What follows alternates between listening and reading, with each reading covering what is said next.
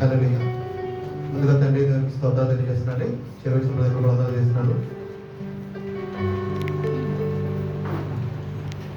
Good Friday అందరికీ కూడా శుభ వచనాలు తెలియజేస్తున్నానండి.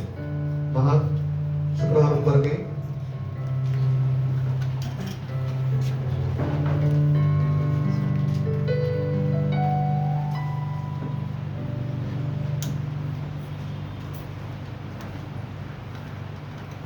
మహాశుక్రవారము ప్రాణం గీతము.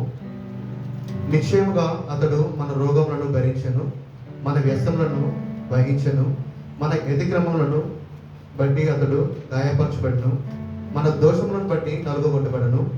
మనమందరము గొర్రెల వలె త్రోవ తప్పిపోతిమి.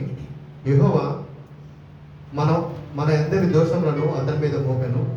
యెహోవా నా ప్రార్థన ఆలకింపుము, నా మొర నీ యొద్దకు చేరనిమ్ము. సంగ్రహ ప్రార్థన.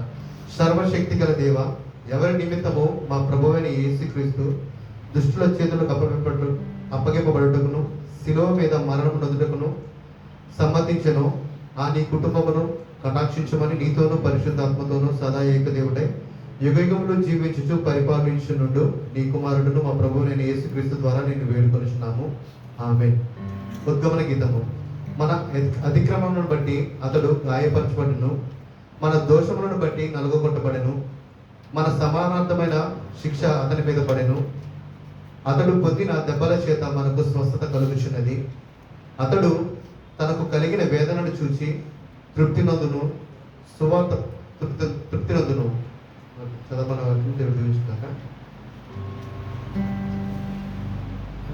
అపోస్తుల విశ్వాస ప్రమాణం నేను చెప్తాను, దయచేసి నాతో కూడా అందరూ కూడా మనస్ఫూర్తిగా చెప్తామండి. నేను పరలోకమును భూలోకమును సృష్టించిన సర్వశక్తి గల తండ్రి అయిన దేవుని నమ్ముచున్నాను.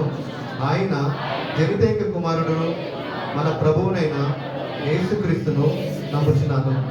ఈయన పరిశుద్ధాత్మ చేత గర్భమున ధరింపబడి కన్య అయిన మరియ నుండి పుట్టి పొంతి పిలాతు క్రింద శ్రమపడి సిలువ వేయబడి చనిపోయి సమాధి చేయబడనని పాతాళములోనికి దిగి చనిపోయిన వారిలో నుండి మూడవ దినమందు లేచి పరలోకమునకు ఎక్కి సర్వశక్తి గల తండ్రి అయిన దేవుని కుడి చేతి వైపు కూర్చుండి ఉన్నాడనియు జీవించే వారికి చనిపోయిన వారికి న్యాయము తీర్చుటకు అక్కడి నుండి వచ్చుననియు నమ్ముచున్నాను.